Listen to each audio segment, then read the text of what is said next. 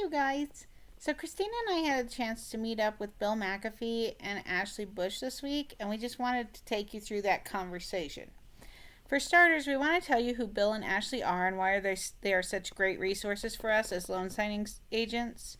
So, until recently, Bill was the sole president of Empire Title of Colorado Springs, Canyon City, and Woodland Park, and Ashley was the sole president of Legacy Title Group of Colorado Springs.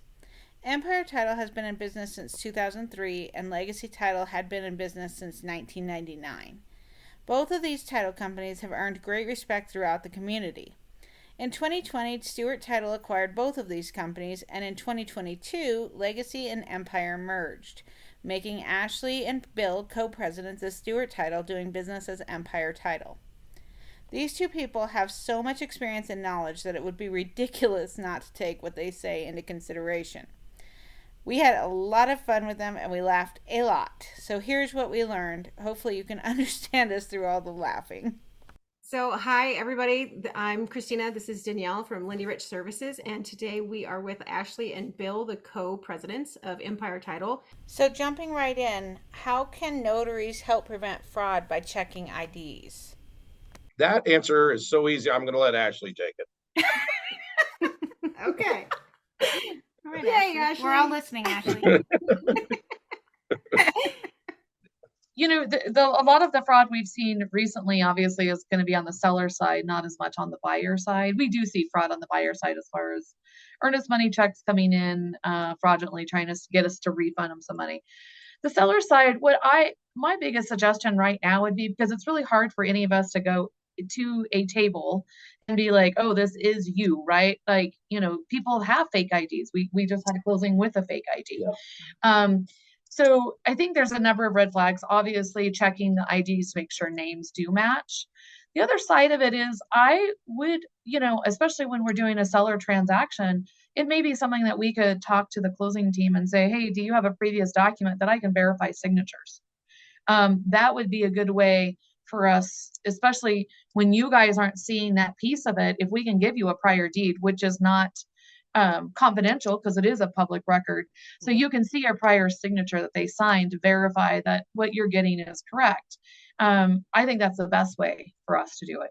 And maybe that'd be something that you guys ask for future, when you send us the package for the seller to sign, can you send us a previous document that they signed, just so that we have something to verify it to at that point. Okay. Wow. Because like I said, we've discussed it in meetings here about how we do verify IDs. How are we going to verify IDs? Right. I mean, we're not an expert. We don't have one of those special lights. I think some of the companies used to have some of those where you could go in but then you're talking about IDs from every state.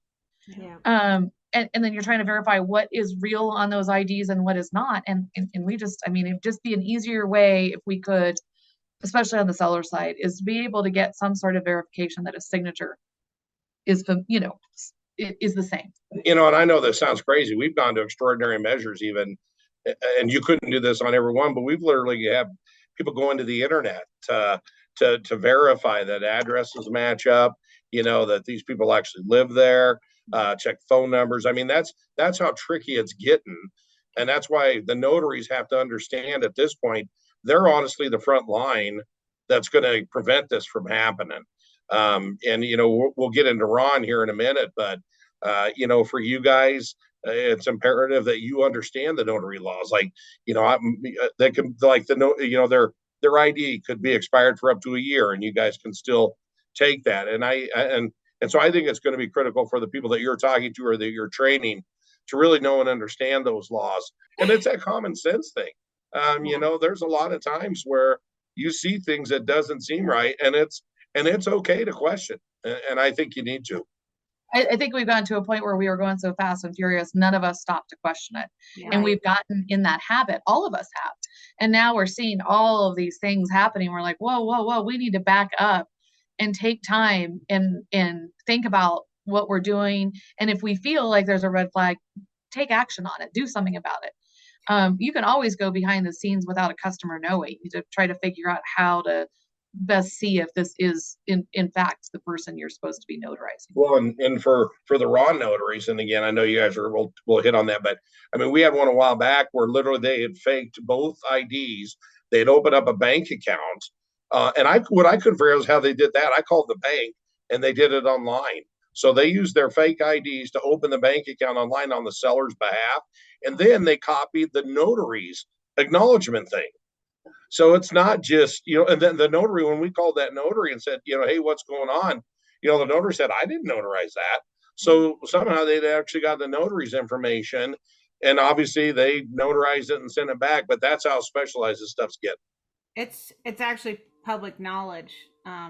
Notary stamps are public knowledge, so they're on the state's website. So we can, we make it a practice not to put our stamps up online anywhere. Well, the other part of that is that they can pull prior documents that are a public record. So they can pull that notary information off of there and do an acknowledgement. And if you've acknowledged for that customer prior and they pull that same thing, they don't even have to change names and stuff. They would just have to change a date. Yeah. So we've made it really easy. We made it easy for all of us to record documents and do our business. We've made it very easy for them to do the fraud portion on us now, because now they're figuring out ways around it. What would you say to a notary who was being told by a signing company to just take an ID, whether it matches it or not? For example, the middle name is not present on the ID, but the middle initial is. And the lender says, oh no, they can sign Janine, which is the full middle name, because they're present at the signing, even though their ID only says J. And we know it's illegal, but we get told not to do it anyway. Right. And I think that's up to the notary and how they feel, because it is their notary. Mm-hmm. So if they feel that's against the guidelines and they could lose their notary, then that's how I would present it. Sometimes I'll say stuff if somebody comes in and they've got, maybe they got married, but they took title as their maiden name. We have these conversations and it says, okay, bring up some backup. Bring in, your birth certificate. Well, your marriage license, if you divorced or whatever, because your married name's on it, bring in something to prove that is the case. And that's going to be up from notary to notary.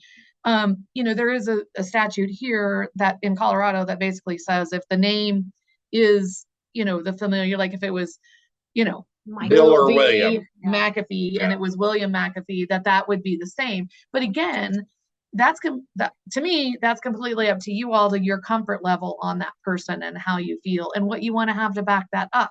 Normally, I would probably take an ID like that, but that doesn't mean other people in this office would. And I would never require one of our notaries here to say, you have to do it this way or take these documents, because it is your notary that's up, not mine. And another thing, we teach a lot and we put a lot out into the community. And like I call it the driver's license and passport rule. When I'm talking to real estate agents, when they're doing contracts, I tell them, have your buyers have your people pull their driver's license out and look how they have it on there. And if they like that, then just go that way through the whole process. And then we're not going to have any problems, because it's going to say exactly what it says on that driver's license or that passport. So that's it. That's one easy way to try to get them in the habit of doing that. So after doing this video, we did talk with the senior legal analyst for the Secretary of State of Colorado, just to go over the details on this variance rule. We were shocked to find out that we don't actually have one. The legal analyst said that if the ID has William on it, that the signer can sign as William Will Smith, aka Bill Smith, and they don't need an additional ID for Bill Smith, apparently, just William Smith.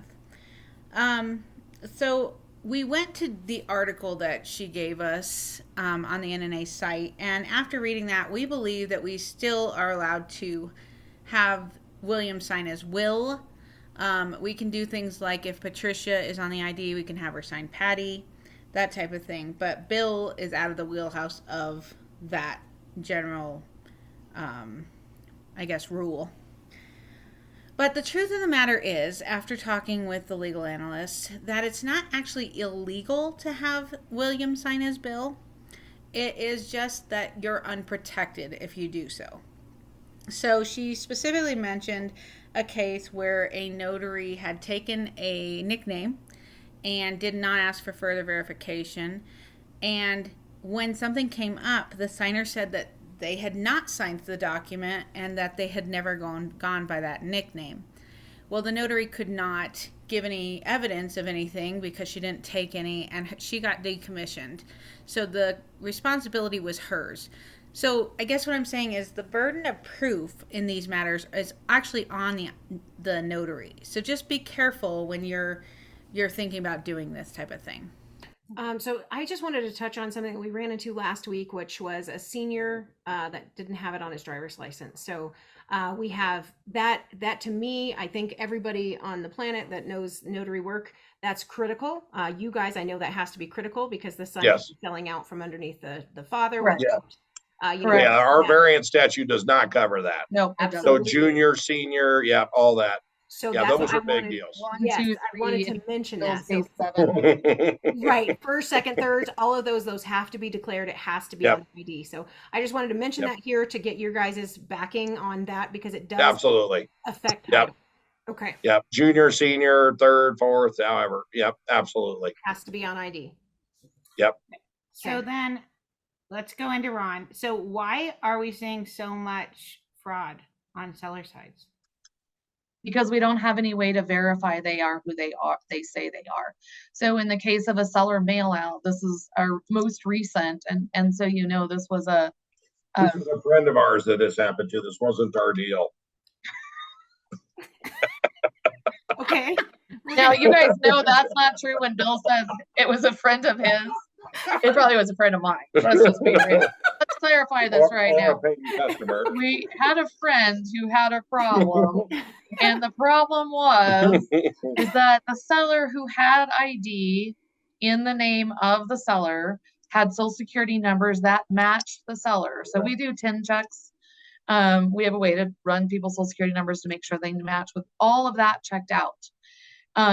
This is the one who had a fraudulent notary. They used the woman's notary, pulled that up, notarized a document. Everything got done, and money was wired to the seller, who we thought, who our friend thought was the seller. Yep. And it was not. It was a fraudster. Yep. So here we are with, because we did this mail out. So you never meet these people. So you don't know yourself. You're counting that they have a good notary. Well, they didn't even have a notary. They just, fraudulently used a notary. So in the case of Ron, that is what, and just so you know, right now, Stewart Title is requiring on any vacant land transactions that we use a Ron notary that, where the seller isn't coming to closing. Now, I would suggest that sometime in the future, when people are getting more and more of these fake IDs, we may see them require them on all vacant land seller stuff. And we've also added on with us because we have the Ron, which is great because we have you guys that are experienced with that. We also use Certified, which is a portal that is secure. It does almost the same thing that Ron does. And now on any seller outside of coming into our offices, we are using Certified at the very beginning to see if we can verify that seller. And it does, it does the scan at the first, whatever that's called, where they do the email and they check the phone number and all that to see where it's coming from.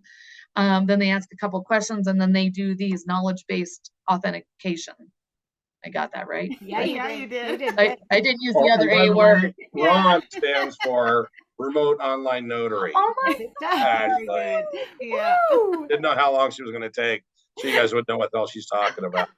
These are for their notaries. They know what they're They don't know what they are. Oh my God. Hey, and just real quick, one of the things that Certified ID is a difference between you and the one that you guys helped us with was an elderly lady, 87 years old, and it was the bank accounts. She got it right except for the bank accounts.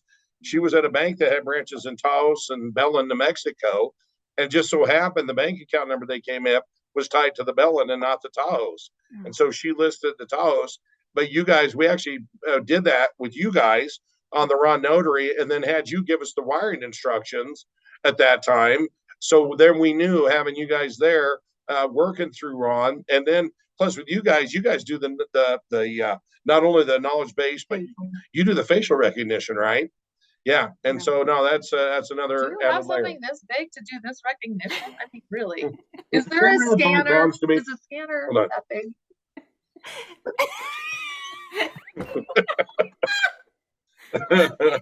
No, but We are so keeping that. that's Wow, staying in, you guys. That's things staying are in. big. Got a sequoia. That going nose on there. hair up there. That's it. My daughter trimmed my beard today. She's Okay.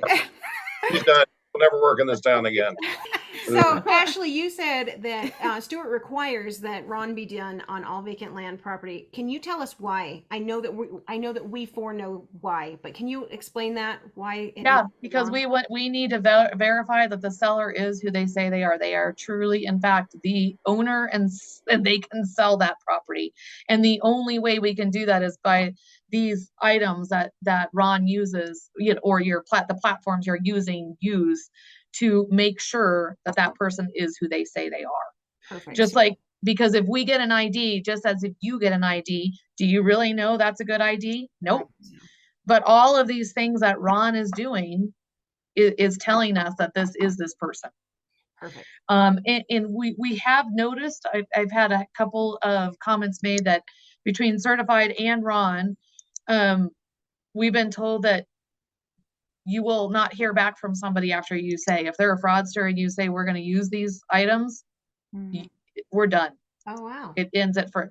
And that's why we decided, because with Ron, that's almost to the very last, right? You're at the very end of it. We're ready to close it. We got all our pieces, everything's going, sellers, ready for money, buyers ready to buy their property, all these things happen. And then all of a sudden we're like, oh, the seller is not real. So we've been trying to do the certified up front to help with that process, to see if we can verify that those people who say, they are who they are before we get to the Ron side. But if we can't do it, as Bill said, you guys are phenomenal in helping us, decide at that, end part of the deal to say, okay, we could do this.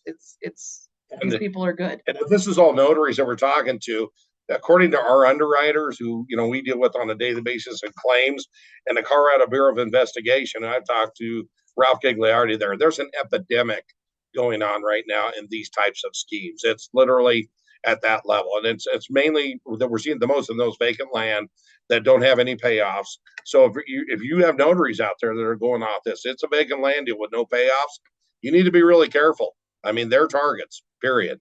Okay.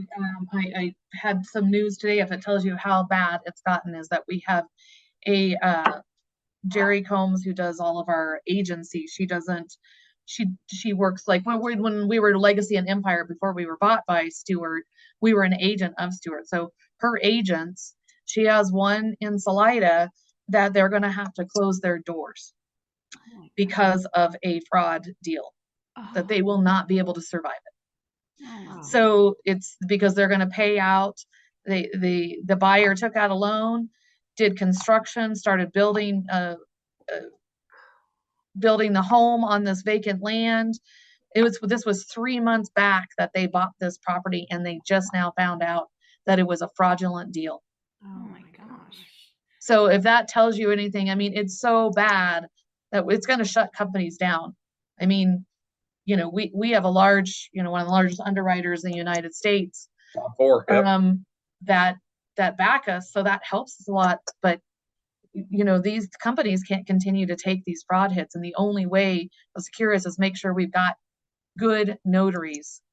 We've got good people on our team helping us. It's absolutely the front line. Helping us determine.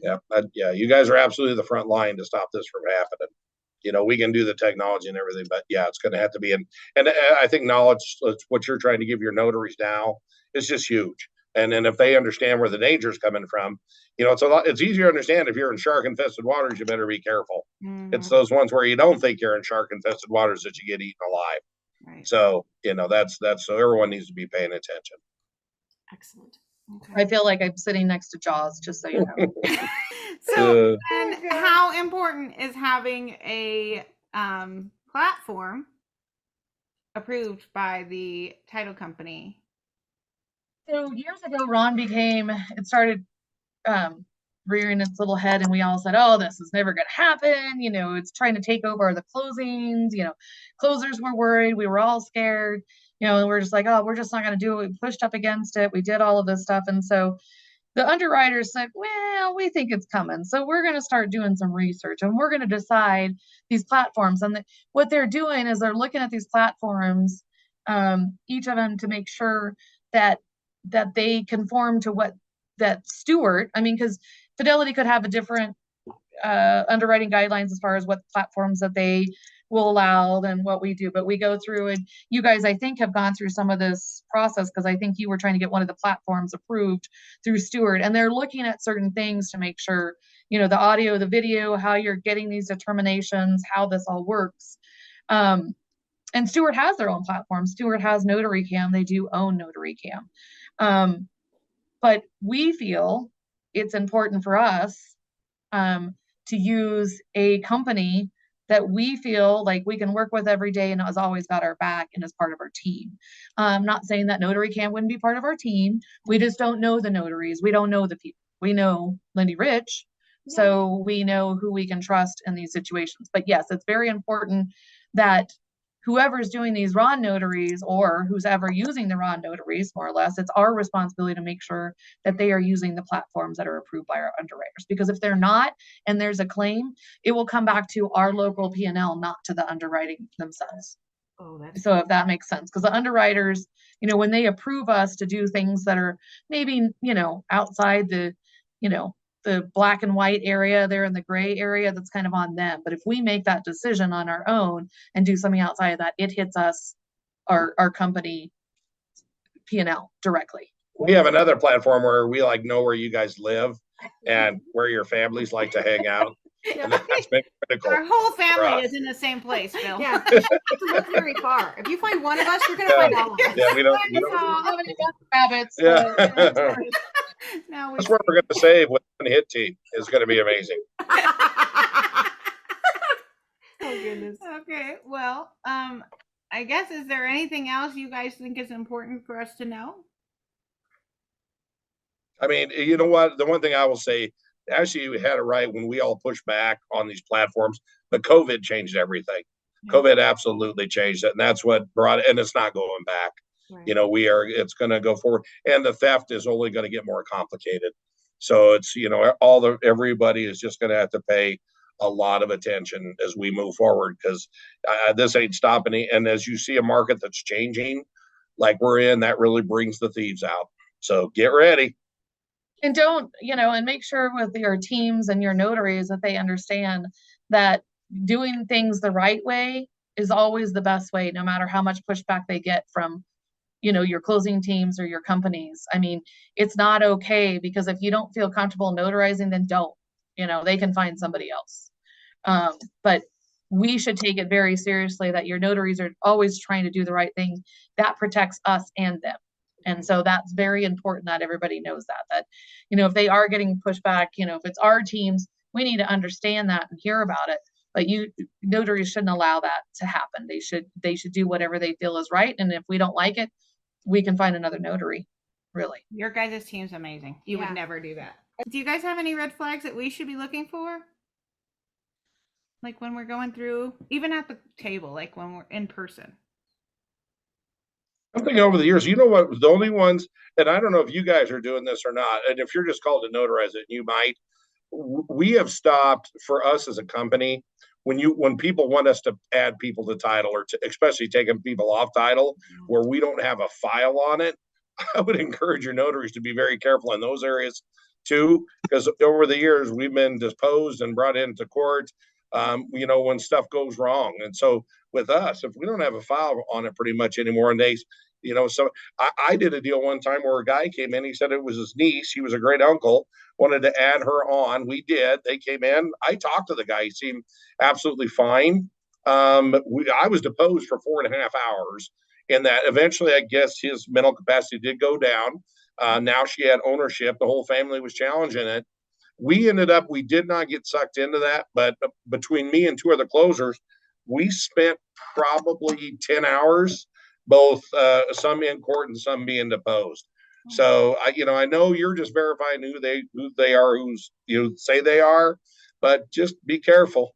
So we're talking about warranty deeds and quitclaim deeds, and taking people out of title. I don't know if it's your practice to, like, if people are getting a divorce, Like if somebody comes, let's say Ashley and I are married, which we wouldn't be, but We'd be divorced. because I can't stand her. But anyway, so if let's say I just came and we came and said I want you, I'm going to take her out of title, and like there's no divorce paperwork, there's no nothing for us.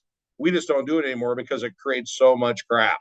I don't know if that ever affects you guys, but it sure can us. If we have a file and we're being directed to do it, that's a different story. Yeah, if it's in your package, but if somebody's asking to bring it separately and have you notarize it, you could be dragged into something like that.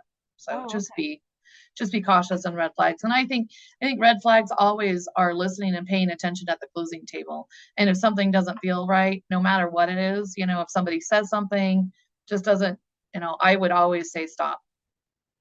This was years ago. I was actually notarizing the deal. I had to step into a closing, and the guy, he had like 3 names, and surnames in certain cultures they'll have multiple names in there. And I looked at this, and like I don't know Spanish well, but I took a little bit of a college. But like I was reading the names, and he goes, "That's me," and I'm like, I'm looking at that, and I know that is not what the deed says. This was the seller, and like he got all sorts of pissed at me. And we were like, sir, this is not.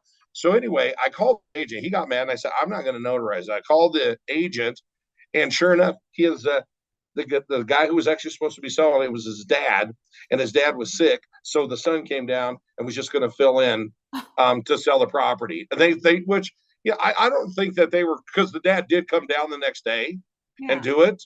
But it was the weirdest thing I've ever seen. Yeah. And I said, that's not what this says. No, that the name you have on your license isn't the way that it is on that deed. Right. But what's scary? The good ones, when I say the good ones, the ones that are really bad, he was like yelling at me, like, you don't know what you're saying, you don't know, blah, blah, blah. And then the next day, dad came back down. And you know what? We made him sign a huge hold harmless on all the documents and that just because of that. Yeah, because he exposed you guys to risk. Well, it wasn't who he wasn't. He wasn't the owner of the proproperty. It was his dad who didn't feel good. So, are you guys thinking of going with iPens at all? The in-person electronic notarizations? I got to tell you, we couldn't even get this to come up. Are you kidding? Do you think we know what iPens are? I mean, okay. It took us 20 minutes to get a Zoom call. You guys don't have to do it. It's your notaries that would do. Is this brand new? It's COVID. Great, you can make me feel bad. No, it's been out there for 26 years. COVID, just so COVID.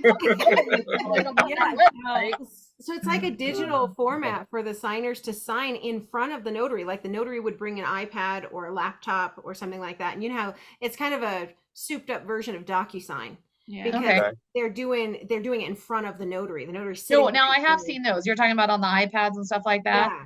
Yes. No, I have seen that. Yeah, I don't think we'll be doing that. Okay. I just know Rocket. We did it. Yeah. Horribly. Yeah, we even bought all the equipment for it. And then Bill and I tried to run it, and then it was like, I don't know how to get this signed. No wonder. We finally just had to write it on the screen. Here's some. Here's a marker. Yeah. It's dry erase. It's fine. We finally had to get rid of that damn thing because the whole thing was just signatures all over it. I've never been invited back to ERA Shields. I did a class in there, and I thought it was they gave me markers, and they have the erasable board, but they gave me like permanent markers. So I'm like writing all over this, and I go to erase it, and it was like, whoa. They gave you the wrong marker. Yeah, that's on them, Bill. Oh my god. I use Leffick, sure. Yeah. I have your cat. Pay ransom. Yeah, I liked it because they were very, very humorous about it. Oh my gosh, that's great. As long as they had a sense of humor about it. Yeah. We have to buy them a new white. Yeah, I think that was my last class there. I hope they learned something. Yes, absolutely. So while we were wrapping up, Ashley started talking about the price of RONs. And I know this has been a big thing for a lot of people, the fact that RONs don't pay as much as regular in-person signings. So we thought we'd just put it in here so that you can hear what she had to say. Remember, we're trying to get agents on board with having this done this way that they're not used to doing and paying for it. And then we're saying, oh, you have to use this Ron, you have to use Ron Notary, you have to use this platform. And when we say that, they're like, well, but then when we can say, but it's a lot cheaper than us sending a notary out to your property, because we're fighting that battle right now. So understand, we're trying to keep the cost down for that, because we're going to require it, going forward on every vacant land deal. I'd rather do it on every seller mail out deal, period. Because it is that much more protection for us at the end of the day. So. Cool. Well, you ladies need anything else?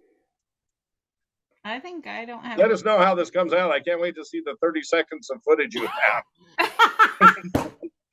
Okay. Well, all right, you guys. Well, thank you so much for your time. You guys have a good one. Don't worry. We'll probably try to figure out how to hang this up. It'll be 20 minutes later, but we'll get it done.